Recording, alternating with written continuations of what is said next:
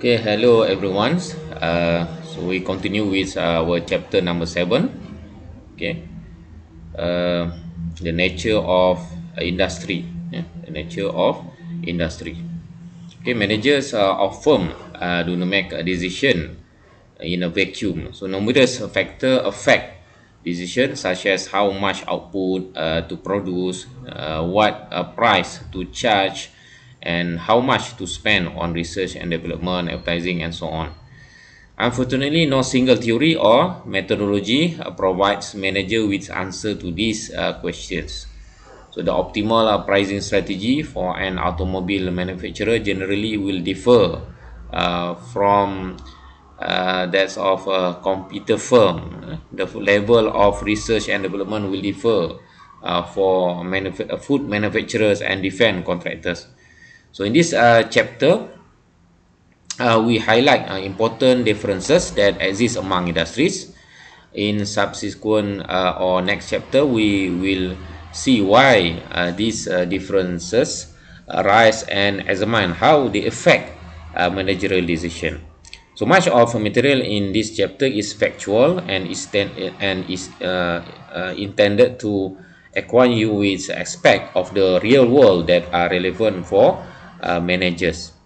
So you will expose to statistics for numerous industries. Some of these statistics summarize how many firms exist in various industries. Other indicate which firms and industry are the largest and which industries tend to charge the highest markups. Okay. And the number presented in this chapter will change over time. Okay. And the larger firm today is unlikely to be the largest in the 40 years. Consequently, the most important thing for you to grab in this chapter is that industry differs substantially in nature. Not all industry are created equal. Our task in the remaining chapter is to determine what it is about firms and industries that give rise to systematic difference in price cost margin, advertising, expenditure, and other managerial decision variables. So this will particularly valuable to you as a manager, since you do not know in which industry you will work during the next 40 years of your career. So an effective manager is able to adapt to the nature of industry in which his or her firm competes. So as the nature of the industry changes, so will the manager's optimal decisions. Okay. So that's why in this chapter we will see, okay, the market structure, how that we do the analysis for market structure, and then conduct in terms of pricing, behavior, integration, and merger activity. And we will look at performance in terms of TESB Willig Index and structure, conduct, performance paradigms. Okay, and preview of a coming attraction.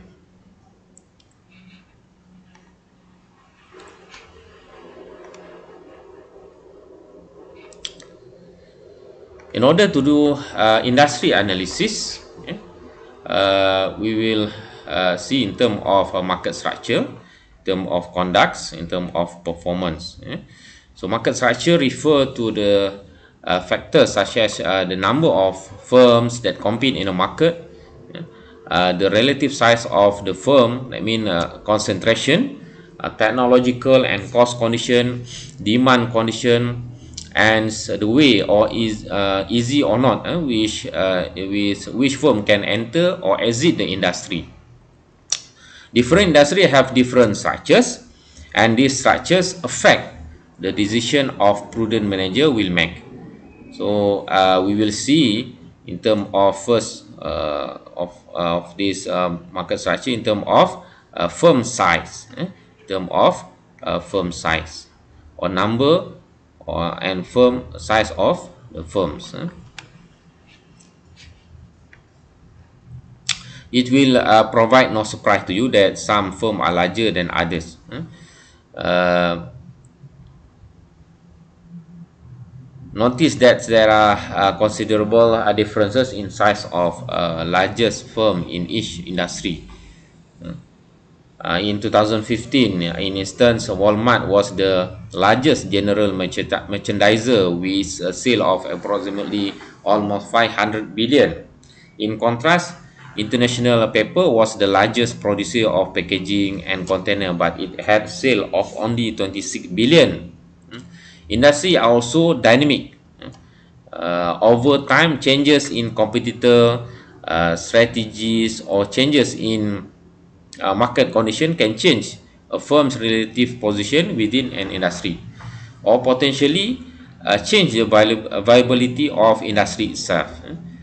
For instance, Verizon Communication had the largest sales of any telecommunication firm in 2006, but by 2012, AT&T was the industry leader and continued with the sale with to lead with sale of over 100 billion in 2015. And also in 2008, you can see Google was the leader in internet service in retailing, but it had been overtaken by Amazon.com by 2012. So what drives these differences in sales across countries, and why do firm relative position tend to change over time? Are they driven by differences or changes in market structure? Did firm become large by combining activities through merger? To what extent do they stem from differences or changes in research and development or advertising expenditure? Okay, so we will look in depth of this issue, okay, this question in this chapter. Okay.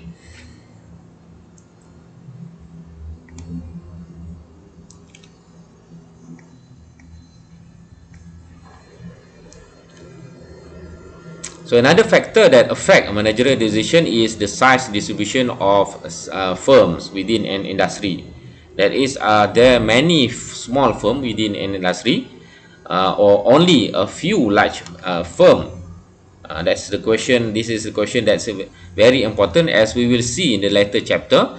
The optimal decisions of manager who faces little competition from other firm in the industry will differ from those of a manager who work in industry which are there so many firms. So some industry are dominated by few large firms, while other are composed of many small firms. So before presenting concentration data for various industry, we examine too that economists use to gauge the degree of concentration in industry. What is that? That is a measure of industry concentration and the concentration of industry. Okay, all of this, the industry concentration, we will discuss on how that's to measure it. Okay, later. Okay, and then the third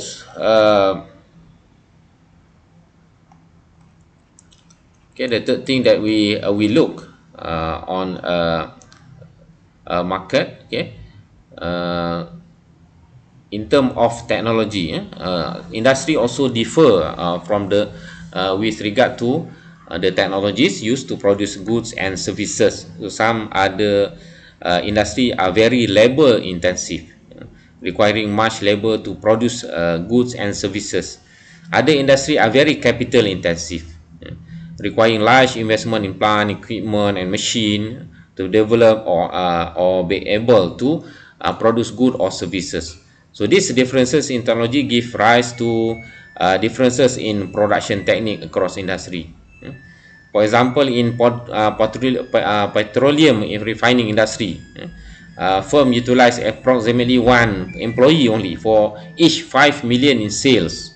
In contrast, the beverage industry utilize roughly 15 workers for each 5 million in sales. Okay, so technology is also important within a given industry.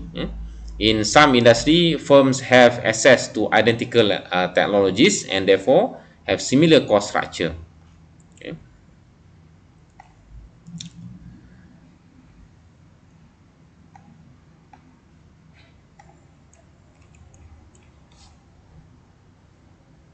Industry also differ with regard to the underlying demand and market condition. So in industry, you can see differences in term of demand condition. In term of demand condition. So in industry with relatively low demand, the market may be able to sustain only a few firms. So in industry where demand is great, the market may require many firms to produce the quantity demanded. So one of our tasks in the remaining chapter is to explain how the degree of market demand affect the decision of managers. So the information accessible to consumer also tend to vary across markets. It is very easy for a customer to find the lowest airfare on a flight from one place to another place. So all one has to do is to call a travel agent or surf the internet to obtain the price quotes. In contrast, it is much more difficult for customer to obtain information about the best deal on used car. So the consumer not only has a bargain to potential sellers over the price, but also must attempt to ascertain the quality of the used car. So as we will learn in subsequent chapter, the optimal decision of managers will vary depending on the amount of information available in the market. Okay. So in finally, the elasticity of demand for product tend to vary from industry to industry. Moreover, the elasticity of demand for an individual's firm's product generally will differ from the market elasticity of demand for the product. So in some industry, there is a large discrepancy between an individual firm's elasticity of demand and the market elasticity. The reason for this can be easily explained. In chapter 3, we learn, right, that the demand for a specific product depends on the number of close substitute available for the product. Okay. So one's measure of the elasticity of the industry demand for product relatively to that of an individual firm is the Rothschild index. Okay, so we will see in this. Okay,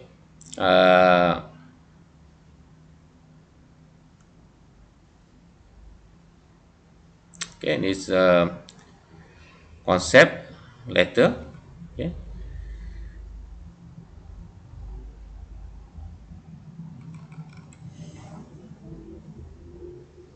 Okay, how to measure the demand and market condition using the Rothschild index here. Okay, and then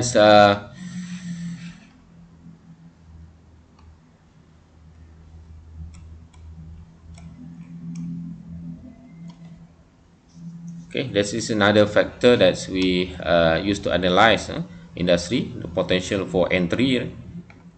Okay, the potential easy of entry and exit. In terms of market structure, we can see one of the factor that contribute to the market structure is easy of entry and exit. So the final structure variable we discussed in the chapter is the potential for entry into an industry.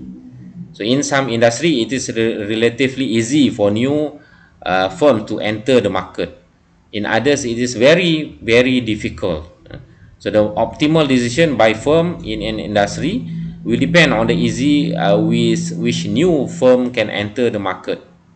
So numerous factors can create a barrier to entry, making it difficult for other firm to enter an industry. One potential barrier to enter in the explicit cost of entering an industry, such as capital requirement. So another is patent, which give owner of patent that exclusive right to sell their product for a specified period of time. Another factor, economies of scale also can create a barrier to entry. So in some markets, only one or two firms exist because of economies of scale. So this concept we discussed earlier in a previous chapter, the economies of scale. So if additional firms attempted to enter, they would be unable to generate the volume necessary to enjoy the reduced average cost associated with economies of scale. So as we learn in subsequent chapter, barrier to entry have important implication for the long run profit a firm will earn in a market. Okay.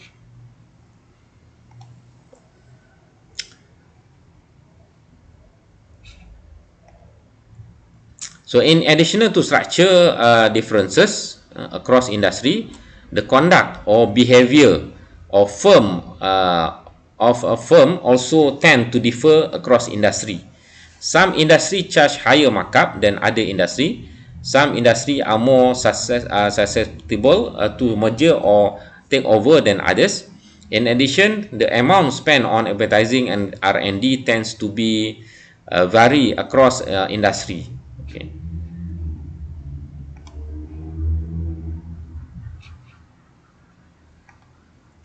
Firm in some industry charge higher markup than other industry. In other industry, okay. So in term of pricing behavior, for example, okay, in term of pricing behavior, okay, we can see in term of pricing behavior, we will use learner index here. Okay, learner index here. Yeah, this is a pricing behavior conduct. How that's industry behavior in term of pricing. So the learner index can be used here. Okay. As a given as the learner index is given by L equal to, okay, P minus MC, okay, divided by P, where P is a price and MC is a marginal cost. Thus, the learner index measure the difference between price and marginal cost as a fraction of the price of the product. Okay.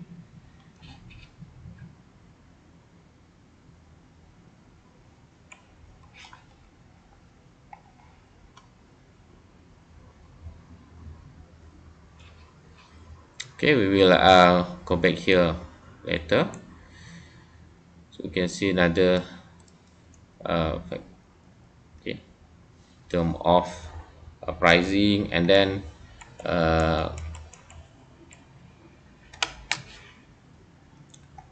term of merger activity, the behavior of industry or organization in term of their merger and integration activity, for example.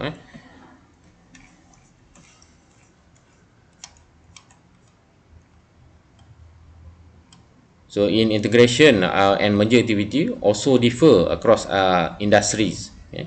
So in the integration refer to uniting productive resources. The integration can occur through a merger in which two or more existing firms units or combine or merge into a single firm. Okay.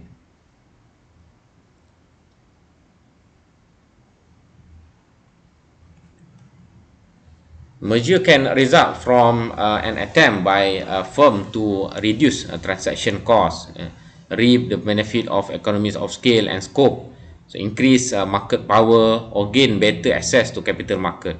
So some merger are friendly in that both firms desire to merge into a single firm. Others are hostile, meaning that one of the firm does not desire the merger to take place. So in some instances, merger or takeover occur because it is perceived that the management of one of the firm is doing an adequate job of managing the firm.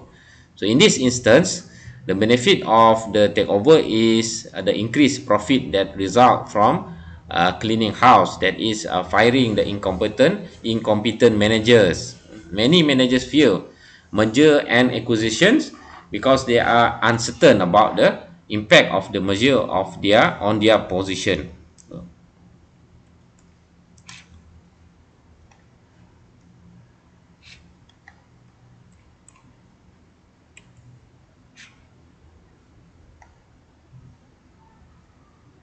Okay, industry also different in terms of their R&D, research and development. So earlier we noted that firm and industry differ with respect to underlying technologies used to produce goods and services. So one way firm gain a technology advantage is by engaging in R&D and then obtaining a patent for the technology developed through the R&D. Okay. So the message for manager is clear. The optimal amount to spend on R&D will depend on the characteristic of the industry in which the firms operate. So one goal in the remaining chapter is to examine the major determinant of R&D spending. Okay. And then we can see differences in industry in terms of advertising. In terms of advertising. So there is also considerable variation across firm in the level of advertising utilized. So firm in the food industry such as Kellogg spend about 9% of their sales revenue on advertising. In contrast, firms in rubber and plastic part industry such as Goodyear spend about 2% of their sales revenue on advertising. Another goal of the remaining chapter is to examine why advertising intensities vary across firm in different industry. Okay.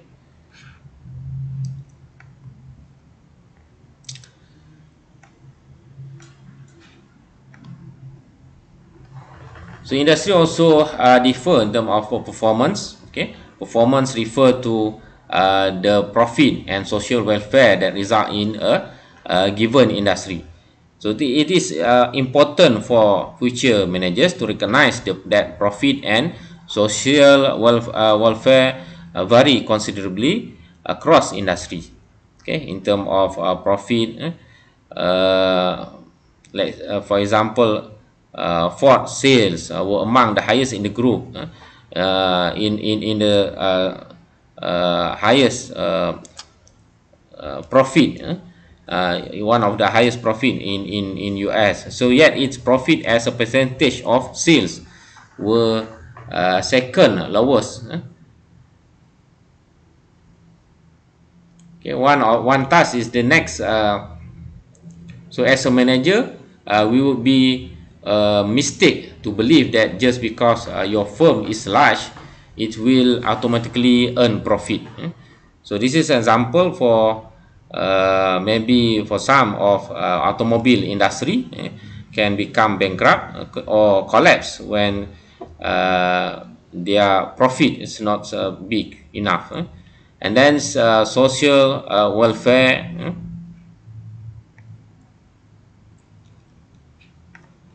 Another gauge of industry performance is the amount of consumer and producer surplus generated in a market.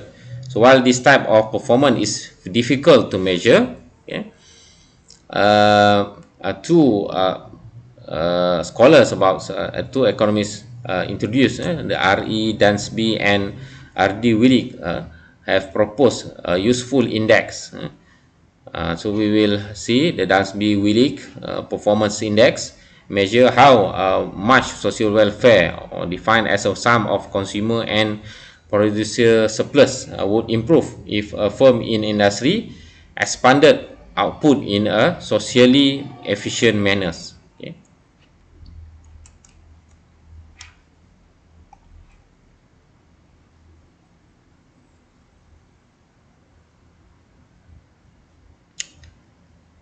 So this is the figure we can see the approaches to study in the industry, as we discussed from the market structure, conduct, and performance just now.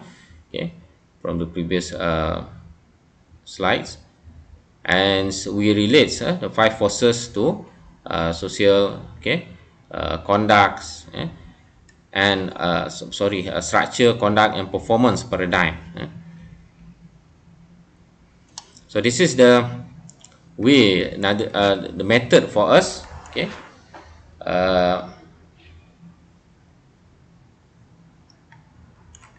to measure the industry concentration, the industry concentration.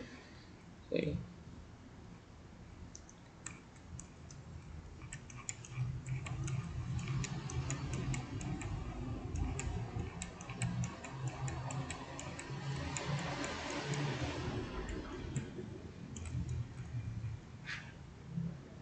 So as you can see from here, for firm concentration ratio, okay, and Herfindahl's Hedgeman index.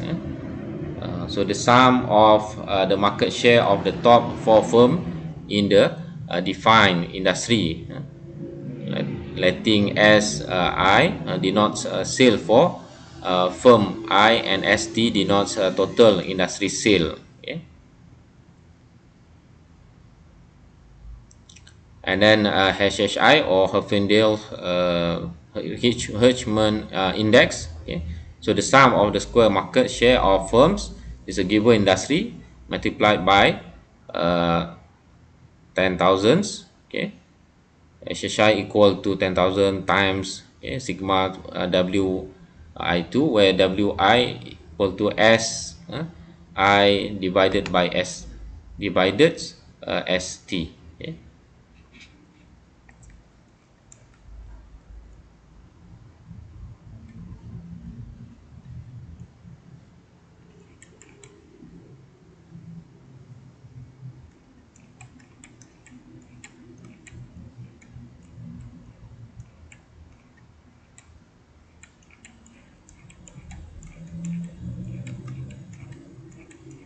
Okay, maybe we can find one example for us to see, okay, the application of HHI.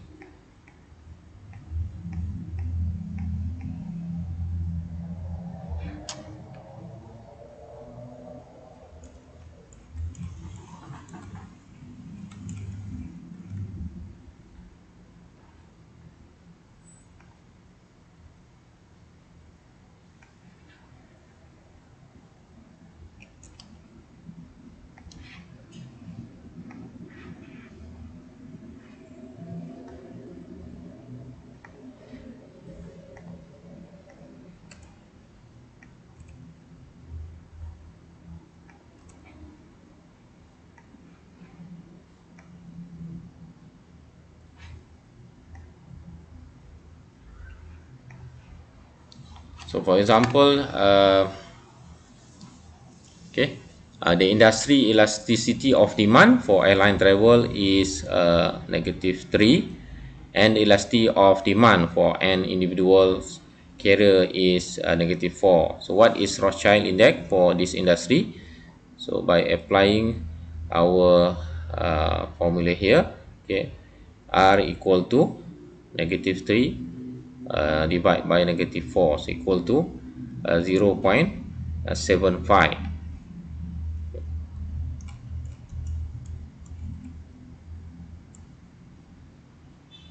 So the Rothschild index takes on a value between 0 and 1.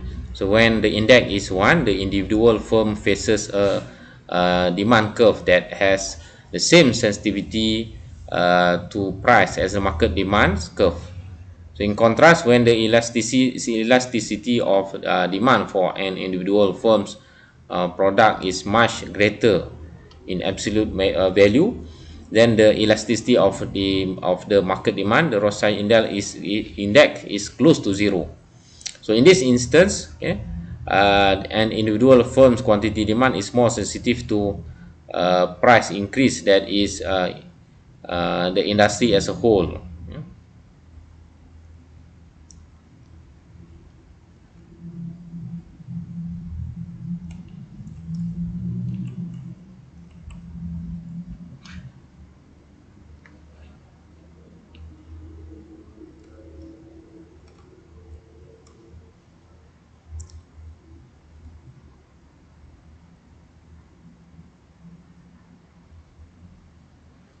Okay, and this is the limitation of concentration measure. Okay.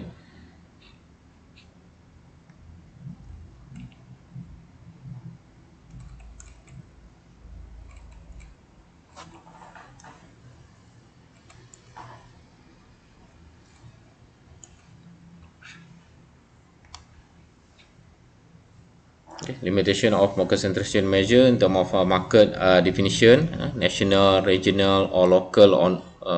So we can define in terms of market definition in national level, regional level, or local level. Okay, and then in terms of global market, okay, uh, foreign producer excluded. That means we not calculate our foreign in same industry in foreign producer. And then in term of industry definition and product classes.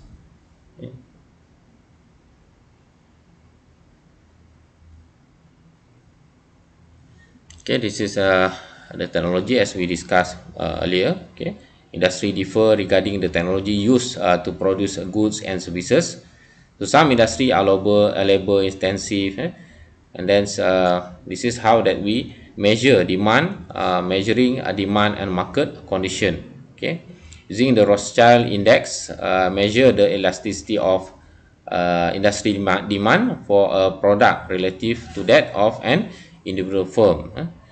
So R equal to ET divided by EF, where you can see ET equal to elasticity of demand for the total market, and then EF is elasticity of demand for product of an individual firms.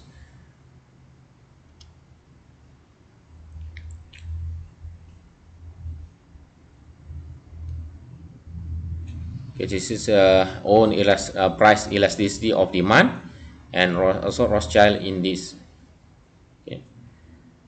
For example, is here foods. Okay, more elastic. Okay, tobacco. Okay, more unelastic. And then textile. You can see. Okay, so the principle here, when industry is composed of many firms each producing similar product, the Rothschild index will be close to zero. Okay, if in the market there are a lot of maybe factor.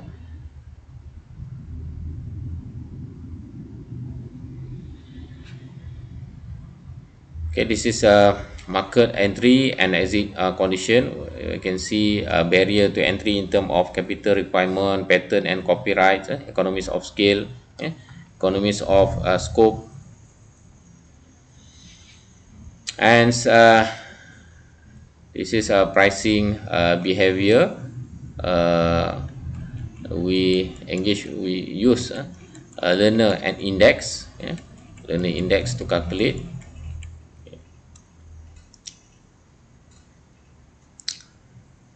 So learner index is related to markup charged by a firm. In particular, we can rearrange the formula for the learner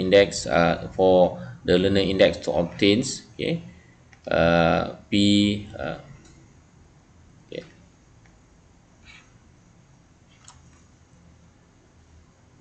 L equal to P, okay, minus MC divided by P, where P is price, okay, MC is marginal cost.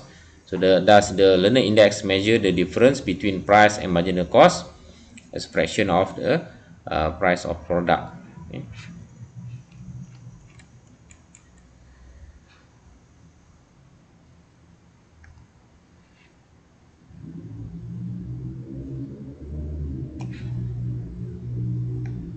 Okay, to demonstrate or example.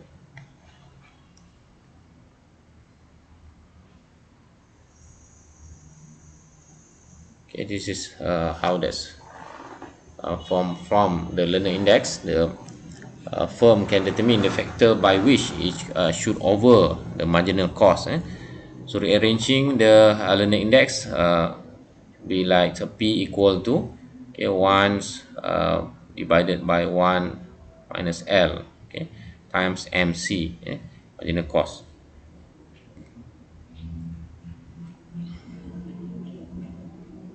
So the markup factor is 1 divided by 1 minus L. So when the learner index is 0, the markup factor is 1 and P, okay, equal to marginal cost. So when learner index is 0.2, L equal to 0.2, the markup factor is 1.25, and the firm charge a price that is 1.25 times marginal cost.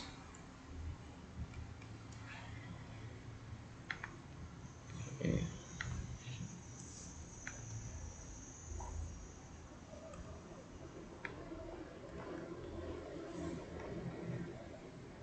So this is an example for learner index calculation.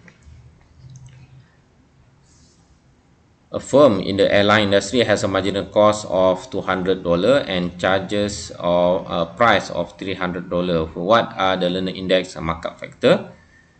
Okay, so learner index is L equal to P minus MC divided by P. That means 300, okay, minus 200 divided by 300 equal to 1 once uh, by 3, and then the markup factor is 1.5. Okay,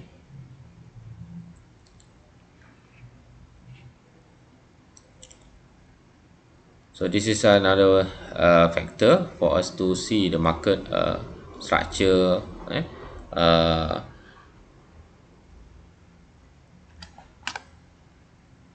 market conducts and performance, okay, in term of integration and merger activities. Okay,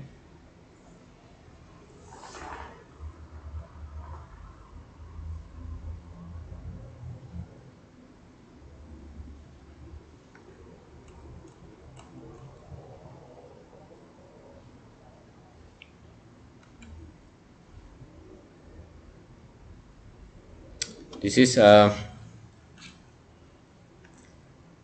okay, according to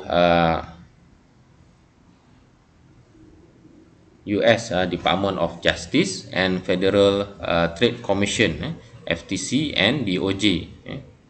FTC and DOJ horizontal merger guidelines. So based on HHI equal to 10,000 sigma WI2, where WI equal to SI divided by ST. So merger may be challenged if HHI exceed 1,800, or will be after merger and merger increased by HHI by more than 100. Okay, but recognizes efficiencies. The primary benefit of merger to the economy is their efficiency potential, which can result in lower prices to consumers. In the majority of cases, the guidelines will allow firms to achieve efficiencies through merger without interference.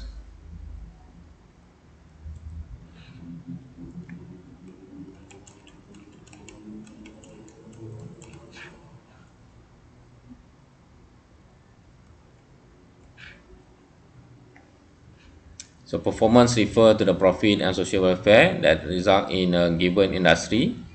Okay, social welfare equal to CS plus PS.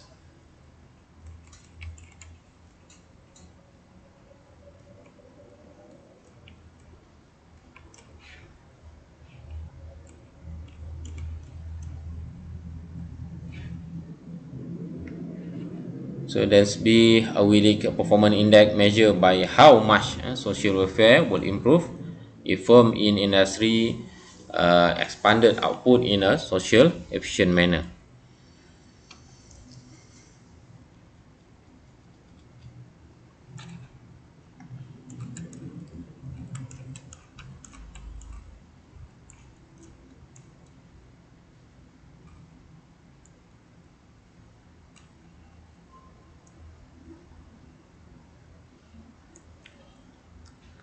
So from this table you can see, okay, that's the chemical industry.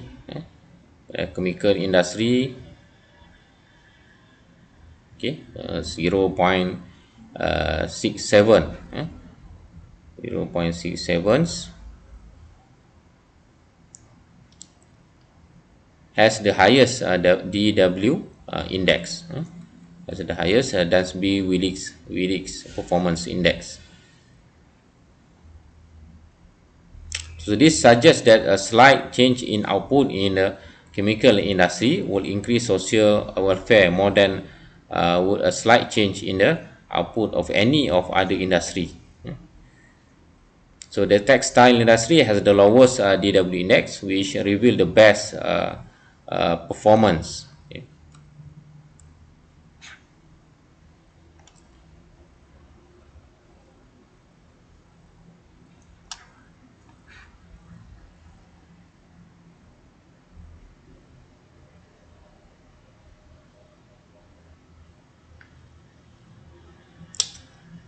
So now you have a broad overview of structure, conduct, and performance of industry.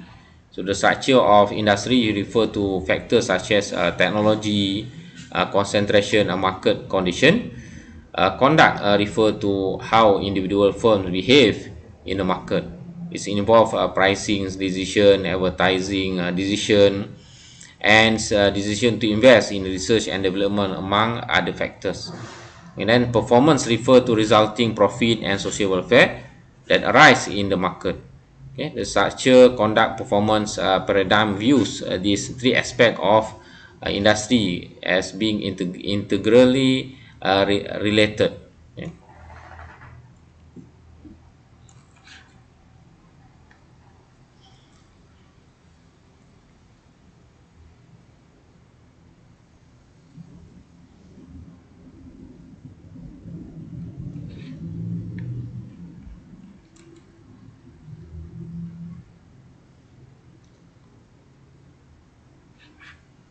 So in market characterized by perfect competitions, there are many firms actually. Okay. This discussion of optimum legislation under various market structure, including perfect competition. So in perfect competition, uh, there are many firms, each of which is small relative to the entire market. And then the firm have access to the same technologies and produce a similar product. So no firm has any real advantage over other firm in the industry. So firm in perfectly competitive market do not have market power. That is, no individual firm has a perceptible impact on the market price, quantity, or quality of the product produced in the market. So in perfectly competitive markets, both concentration ratio and Rothschild index tend to be close to zero. Okay. And then a monopoly is a firm that is the sole producer of a good or service in the relevant market. For instance, most local utility companies are the sole provider of electricity and natural gas in a given city. So some towns have a single gasoline station or movie theater that serve the entire local market. All of these constitute local monopolies. Okay. And then you can see the monopolistic competition. Okay, so in a market characterized by monopolistic competition, so there are many firms and consumers, just as in perfect competition. Okay, thus concentration measures are close to zero. Unlike in perfect competition, however, each firm produces a product that is slightly different from the product produced by other firms. So Rothschild index are greater than zero. Those who manage restaurant in a city containing numerous food establishment operate in monopolistically competitive industry. So a firm in monopolistically competitive market has some control over the price charged for the product. So by raising the price, some consumer will remain loyal to the firm due to the preference for the particular characteristic of its product. But some consumer will switch to other brands. For this reason, firm in monopolistically competitive industries often spend considerable sum on advertising in an attempt to convince consumer that their brands are better than other brands. So this reduces the number of customers who switch to other brand when a firm raises the price for its product. So an oligopolistic market, a few large firms tend to dominate the market. So firms is highly concentrated industry such as the airline, automobile, aerospace industry operate in oligopolistic market. Yeah. So when one firm in oligopolistic market change its price or marketing strategy, not only its own profit but the profit of other firm in the industry are affected. Okay. Consequently, when one firm in oligopoly change its product, other firm in industry have an incentive to react to the change by altering their own product.